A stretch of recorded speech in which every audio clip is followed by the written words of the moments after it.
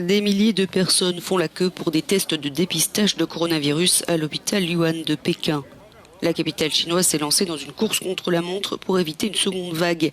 La métropole de 21 millions d'habitants a porté sa capacité quotidienne de dépistage à 90 000 personnes.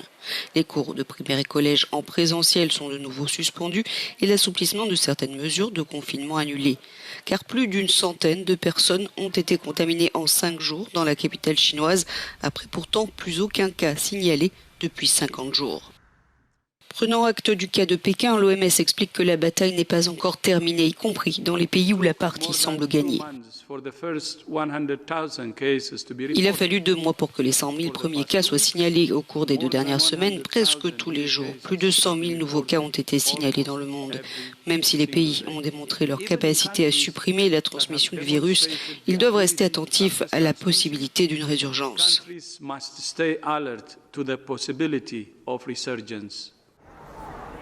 En Nouvelle-Zélande, le virus a aussi refait son apparition après 25 jours de répit.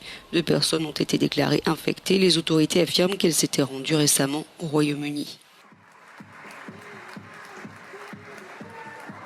En Angleterre, justement, le déconfinement se poursuit et se traduit par ces longues files d'attente et la réouverture d'un magasin symbolique de Londres, le Selfridges. Il n'avait pas fermé ses portes depuis la Seconde Guerre mondiale. Ça fait du bien juste de regarder, de se retrouver parmi d'autres êtres humains, d'être dans un espace ouvert et tout a été bien organisé. Des sites de loisirs comme les cinémas en plein air et les zoos ont aussi rouvert, mais attention, comme en France notamment, le masque est obligatoire dans les transports publics.